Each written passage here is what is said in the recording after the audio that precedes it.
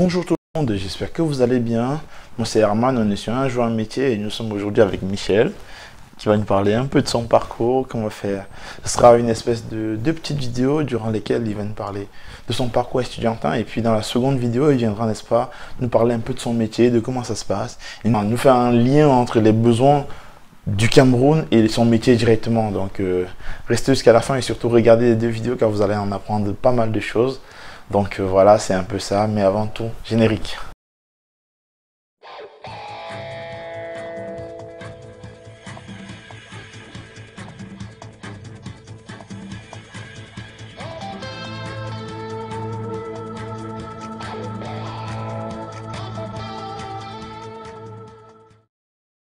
Bonjour Michel.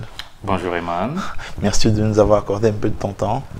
De rien, c'est tout à fait normal. J'ai été très honoré de la sollicitation, de passer dans votre chaîne dans le cadre du partage, notamment de ce qui sera l'expérience et ce que j'entrevois de voir pour les perspectives de mon métier notamment. D'accord, franchement merci beaucoup parce que je pense que c'est un projet sur lequel je me suis lancé parce que je me suis rendu compte qu'il y a pas mal de personnes, n'est-ce pas, que ce soit en Europe ou en Afrique, peu importe l'endroit, qui ont, n'est-ce pas, besoin, n'est-ce pas, de ce petit break dans le futur pour pouvoir avoir une meilleure visibilité finalement des métiers afin de savoir si c'est vraiment ce qui les intéresse.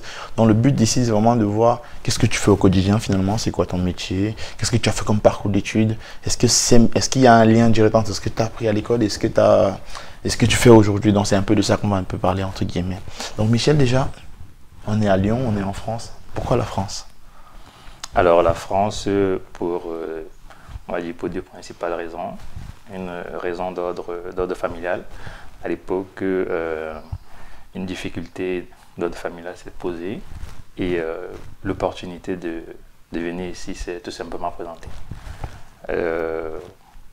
Cela a permis tout simplement qu'on allie le besoin que je sois présent et par la suite la nécessité de pouvoir poursuivre tout simplement mes études à un moment donné à ce niveau-là. Parce que j'avais déjà, on reviendra certainement, je pense, dessus, terminé mon cursus au Cameroun. Donc quand je venais ici, je profitais aussi de l'opportunité pour tout simplement finaliser une spécialisation dans un domaine qui me passionne, qui est la finance. Et on aura certainement l'occasion de revenir là-dessus. Donc il y avait cette double nécessité qui s'est posée à un moment donné.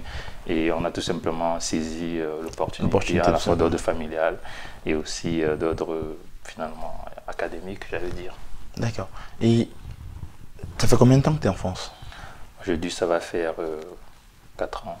4 ans, 4 ok. ans, oui. Et tu as fait quoi? Je veux dire, avant d'arriver en France, tu avais fait quoi comme études? Alors, pour m'apprendre au niveau du bac, j'avais un bac scientifique, bac C, d'accord. À Yaoundé? À Yaoundé, précisément au lycée de Mbaladé. Donc, peut-être les gens qui suivront après se reconnaîtront. Je profite de l'occasion pour faire naturellement un petit coucou à tous mes enseignants à ce niveau-là. Par la suite, après le bac 2, perspectives se sont posées. J'avais un bon profil de scientifique, dont la nécessité de faire concours, pour moi particulièrement, avec les causeries que j'ai eues avec mes enseignants, notamment de physique et de mathématiques. Ils m'ont dit une bonne perspective pour Polytech. Je me suis dit ok, je vais essayer le concours de Polytech. Je me suis préparé et je n'ai pas pu avoir finalement ce concours. Donc je l'ai loupé. Ensuite, également toujours dans la même perspective, avec les discussions avec mes enseignants qui étaient finalement mes parents. Confidents. Ils sont devenus comme mes parents à un moment donné, tellement on était suffisamment proches. Voilà. Ils m'ont dit allez, tu as un profil qui cadre beaucoup plus avec quelqu'un qui est structuré dans tout ce que tu fais. Donc, si tu n'es pas ingénieur calé, sois gestionnaire. Tu as un profil de quelqu'un qui est suffisamment structuré dans ses idées, qui pose bien les problématiques. Et à ce niveau-là, je me suis dit, bon, dans ma passion des mathématiques et dans tout ce qui est un peu comptage, je me suis dit, avoir un bon profil de gestionnaire, je peux m'essayer dans les études, notamment de comptabilité. la finance de façon générale. C'est la finance que j'avais en tête après mes études du baccalauréat. Je n'avais pas encore une idée de qu'est-ce qu'est vraiment la compta, mais je savais que c'était vraiment la finance qui allait me passionner à un moment donné. Donc du coup, j'entreprends de faire un BTS. Et, on est à Yaoundé? Là, on est toujours à Yaoundé, bien évidemment. On est à Yaoundé, bien sûr. Je fais le BTS donc. Et finalement, l'expérience est plutôt réussie. La transition, je vais dire, entre le milieu purement scientifique calé et BTS qui était dans un domaine peu nouveau pour moi, comptabilité et gestion des entreprises notamment.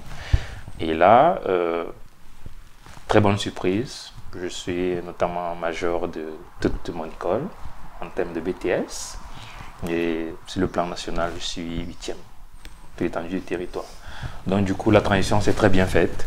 Et là, je me rends compte qu'il y a peut-être une passion qui va commencer à se dessiner. Parce que dès que j'ai mon BTS, justement, naturellement, l'envie d'en savoir plus. On veut que je poursuive toujours dans le cadre de cette quête permanente, notamment de la connaissance. Je poursuis dans mes études en licence d'une part et j'obtiens finalement un master en comptabilité et contrôle audit. Ça, c'est pour le parcours purement au Cameroun, d'accord. D'accord. Mais on va un peu revenir un peu là-dessus. Il y a souvent un truc qui se dit, entre guillemets, je vois ça en France, il y a aussi vu un peu au Cameroun, que les BTS généralement sont un peu, j'ai envie de dire, c'est finalement des filières un peu, je ne veux pas dire de bas niveau, mais qui sont un peu vues comme si c'était en fait pour ceux qui ne s'en sortent pas très bien à l'école. Pourtant, toi, tu étais très bon en maths, tu as très bien dit maths physique dès le bac, tu es allé faire un BTS majeur de promo. Comment ça s'est fait en fait de la transition? Est-ce que tu t'es pas dit à un moment, je vais aller peut-être faire une licence en économie et ensuite faire un master derrière? Pourquoi tu as choisi une BTS? Alors, l'orientation s'est aussi faite avec notamment une concertation un peu d'ordre familial pour que ça cadre, parce qu'il fallait à un moment donné, naturellement, j'avais des grands frères et des grandes sœurs qui avaient un peu de l'expérience dans le domaine. Ils m'ont dit, bon, licence académique, certainement, bon, tu pourras, disons, si tu y vas et tu t'y mets à fond, tu pourras. Mais l'objectif, naturellement, c'est à un moment donné de pouvoir t'insérer facilement dans le monde professionnel. Absolument. Et l'option qui se présentait, qui était la meilleure pour nous dans ce cadre-là, c'était plutôt d'aller vers une formation professionnalisante qui allait plus te donner des compétences techniques utilisables directement sur le terrain. Absolument. Que d'avoir des compétences, je vais dire, un peu académiques qui allaient plus te pousser à aller vers le monde de la recherche académique et à écrire des articles ou à être enseignant à l'université, etc. Donc, la distinction s'est faite à ce niveau-là. Je voulais être quelqu'un d'opérationnel, d'accord, et de naturellement avoir plus de compétences utiles dans le monde professionnel. C'est pourquoi j'ai choisi un BTS. Choisi plutôt l'option BTS. D'accord. Au Cameroun, aujourd'hui, à l'heure où on parle, il y a des... Pour ne pas dire de bêtises, je sais qu'il y a des bacs comme des bacs G2, G3 qui ont déjà un trait directement avec la comptabilité. Oui, tout à fait. Pourquoi tu ne les as pas fait directement? Pourquoi tu n'as pas commencé plus tôt? Alors, même lorsque nous sommes en BTS, nous avons des camarades, nous avons des amis, naturellement, qui ont eu des bacs G2 déjà. Absolument. Bon, à l'époque, on disait G2. Je sais que l'appellation a changé entre-temps. Il y avait des bacs G2. Et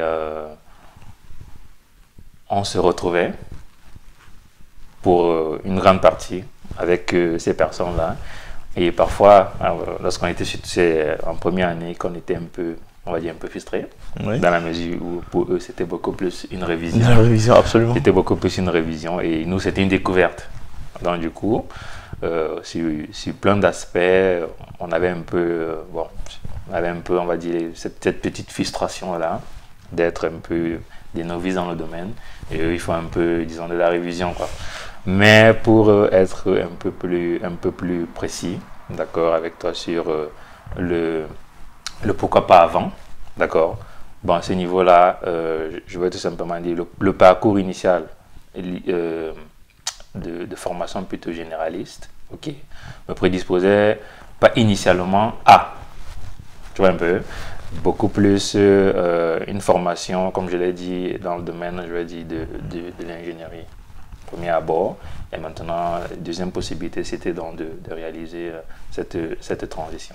D'accord. Donc, lorsque la première voie ne s'est pas offerte, bon, j'ai plutôt tout simplement choisi... Le plan B. Donc, tu avais plusieurs plans qui étaient déjà, entre guillemets, dessinés dans ta tête comme ça. Oui, j'ai eu beaucoup de chance. C'est que j'étais en interaction, pas avec forcément les conseillers d'orientation, mais beaucoup plus des enseignants de spécialité qui, à chaque fois, étaient vraiment comme des parents pour nous et à qui on pouvait poser certaines problématiques d'ordre en ce qui concerne l'orientation. Le choix de futur. Le choix futur notamment.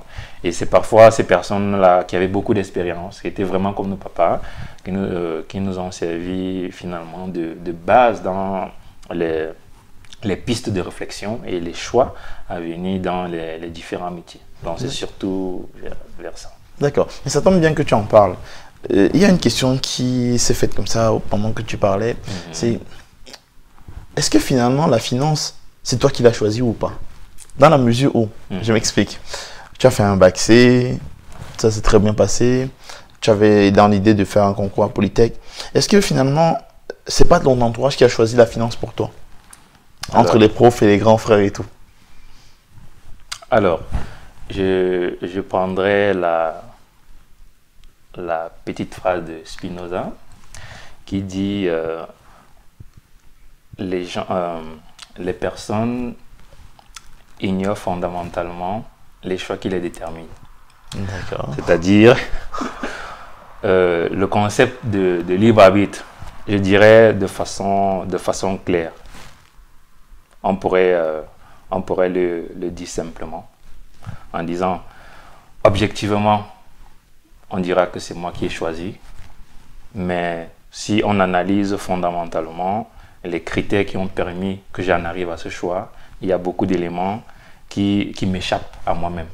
Il faut en être suffisamment conscient, d'accord? Et je suis plutôt de ceux qui pensent que le contexte et les personnes qui t'entourent à un moment donné peuvent façonner et améliorer ou alors orienter la vision que tu as soit d'une situation, soit d'un métier tout simplement. Et c'est parfois la combinaison à la fois de toutes les interactions que tu as avec ces personnes-là qui finalement te poussent et qui conduisent à ce que le choix que tu estimes judicieux, finalement, sans être, on va dire, autonome ou alors totalement libre de ton choix, tu y vas en te disant finalement c'est ce qui est meilleur pour toi tout simplement. D'accord. Et justement, si tu dis une petite question en parenthèse, est-ce que ce choix-là a été fait à ce moment-là pour des besoins de, comment dire, pour des besoins de trouver un emploi ou pour des besoins ou parce que tu sentais que tu commençais à aimer le métier? Je veux dire, est-ce que au moment où tu as commencé à dire, bon voilà, je vais un BTS en finance, c'était parce que le métier recrutait et que tu voulais être prêt pour ce type de métier ou c'était purement parce que tu aimais les chiffres, tu étais plutôt à l'aise? C'est beaucoup plus l'environnement des chiffres en fait, qui, au moins pour ça, je suis certain, c'est une continuité dans tout le cycle que j'ai eu à réaliser. C'est la passion et l'amour vraiment pour les domaines chiffrés qui m'a conduit à un moment donné à me dire je me sentirais certainement bien et meilleur dans un environnement où au quotidien je manipule des données, des chiffres, etc. Et à ce moment-là, je me suis dit, allez, ça serait certainement vers ce type de métier que je déploierais facilement mon potentiel et mon talent tout simplement. D'accord, ok. Et du coup, tu as eu ton BTS, major promo, 8e du Cameroun. Et derrière un BTS, tu as fait quoi?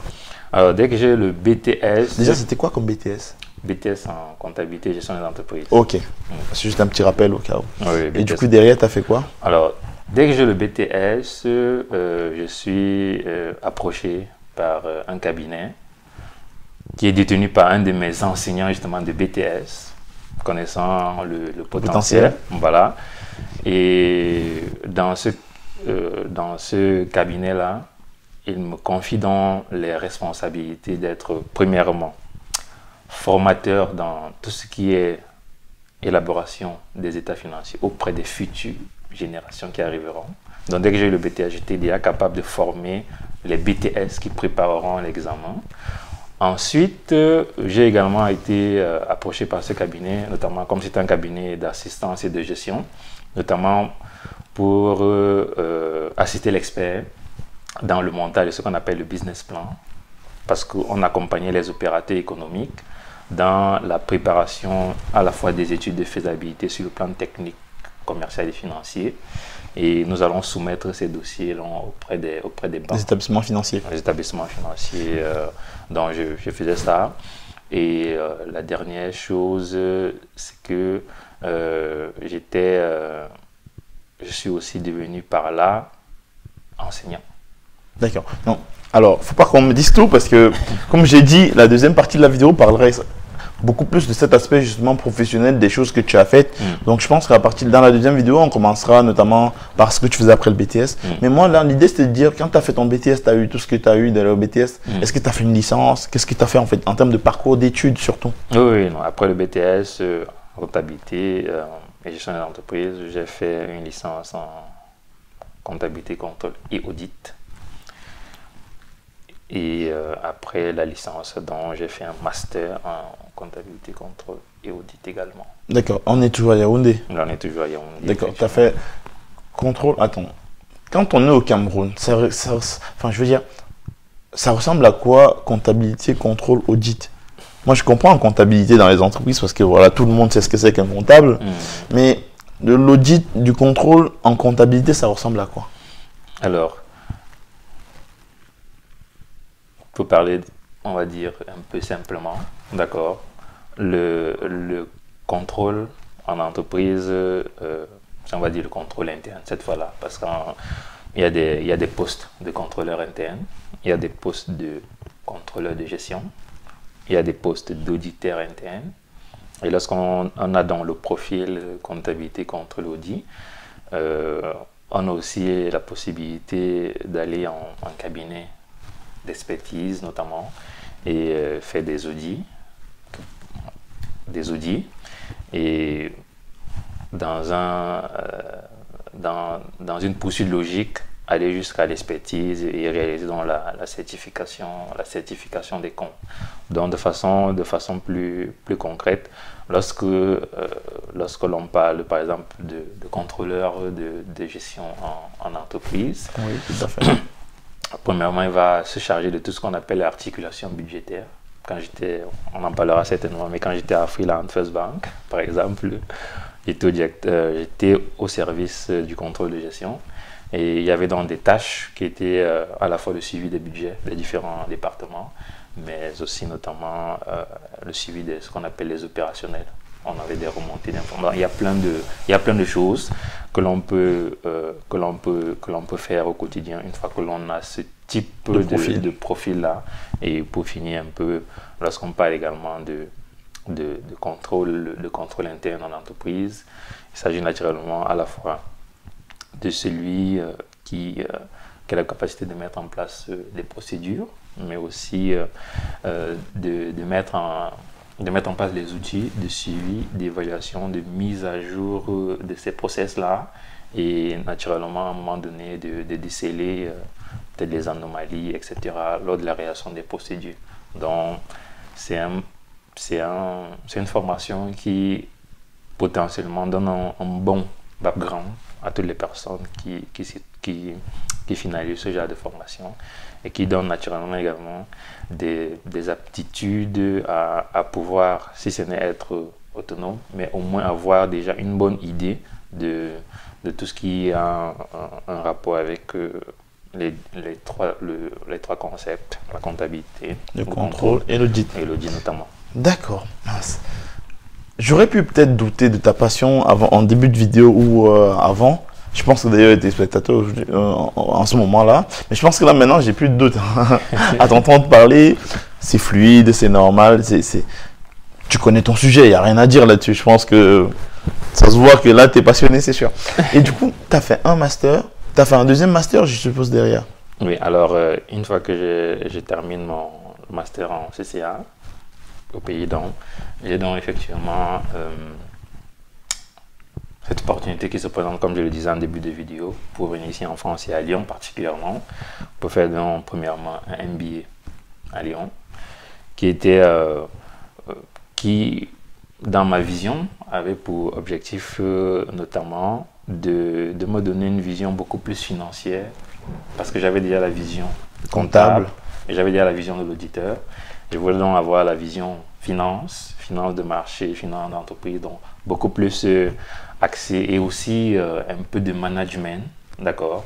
Je voulais aussi avoir cette vision managériale, parce que naturellement, lorsque on a ce type de formation, on est appelé à être sous responsabilité. Et qui dit sous responsabilité dit avoir une certaine capacité donc à pouvoir manager, à pouvoir déléguer, à pouvoir gérer du personnel tout simplement.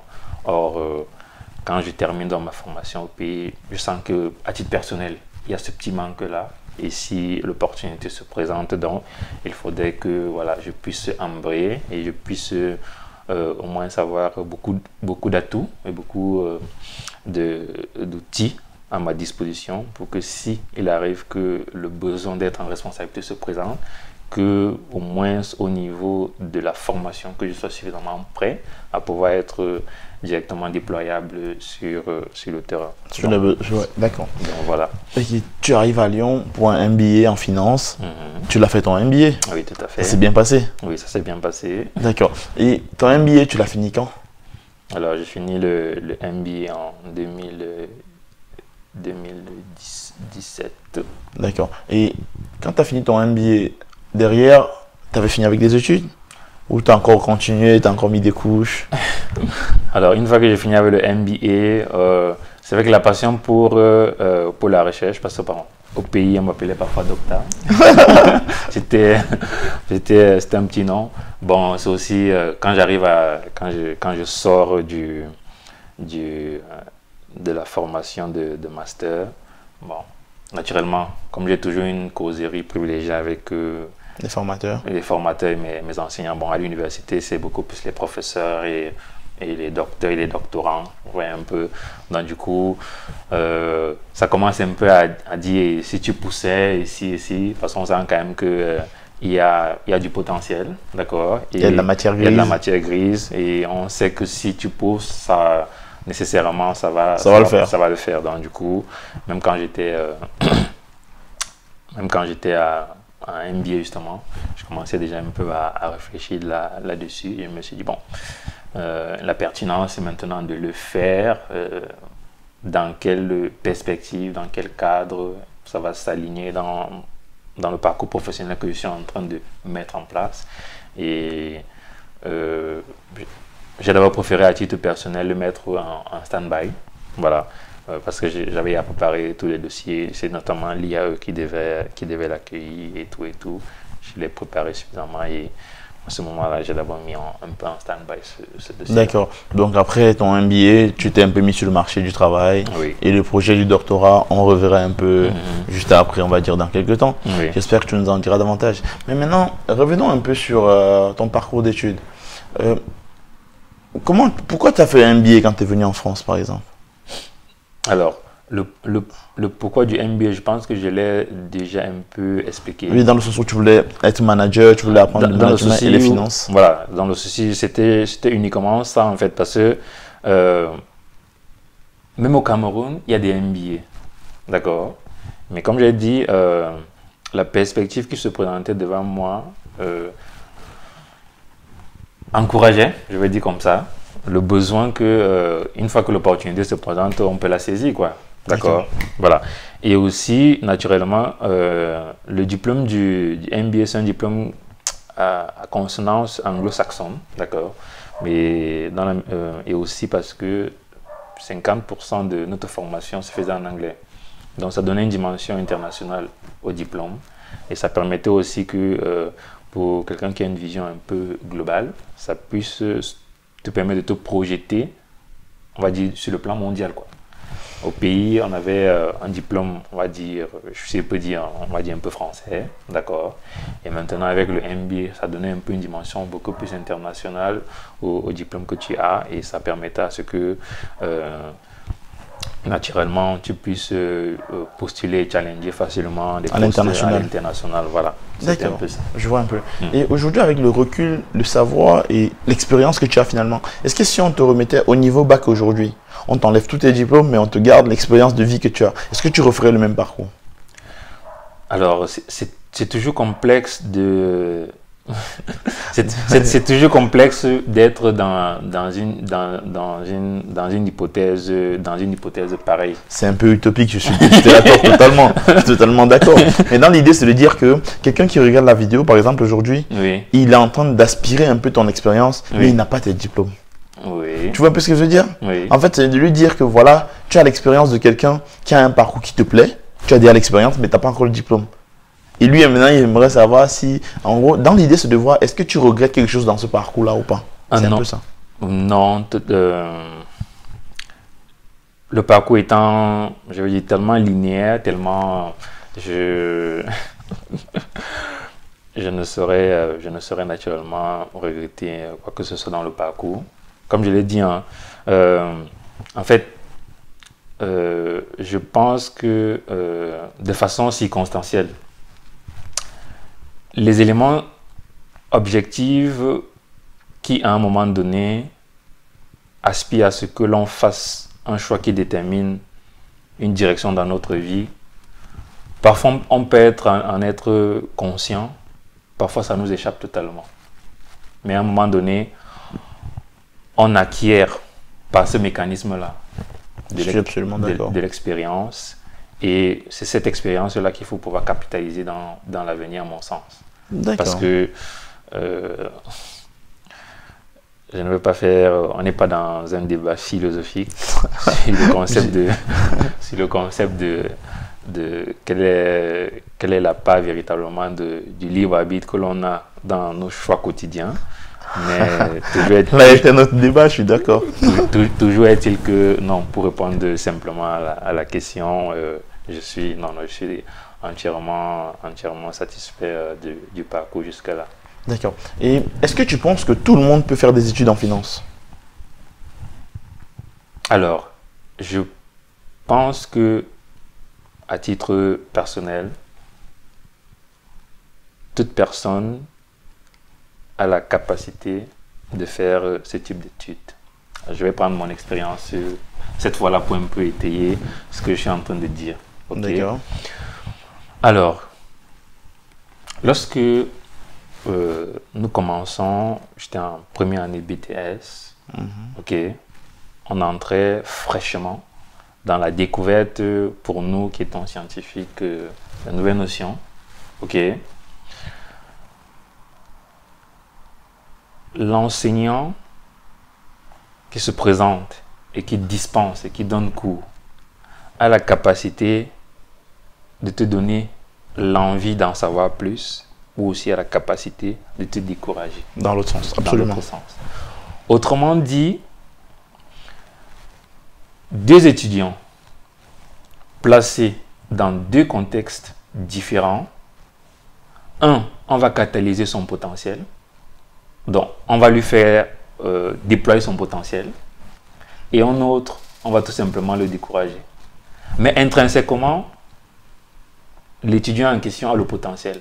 Mais c'est juste le contexte Texte dans lequel ce potentiel-là est soit mis en avant ou alors est soit endormi, qui va déterminer s'il a la capacité de pouvoir grandir dans la discipline ou pas. Là, tu as répondu de façon très très philosophique. Prenons, là maintenant non, on va aller terre à terre, t'inquiète. Je sais que là, la réponse, elle me va très bien, hein, parce qu'effectivement, j'ai envie de dire que quand on est motivé et que le contexte nous le permet, tout le monde peut tout faire, c'est vrai. Mais on sait tous que certains sont plus doués pour la plomberie et d'autres pour la maçonnerie. C'est un autre débat. Ce que j'essaie de dire, c'est qu'en fait, par exemple, est-ce qu'il faut avoir des aptitudes en maths physique pour faire finance, ou même un littéraire, même un gars qui a un bac A, avec son petit sac de motivation, ça suffira?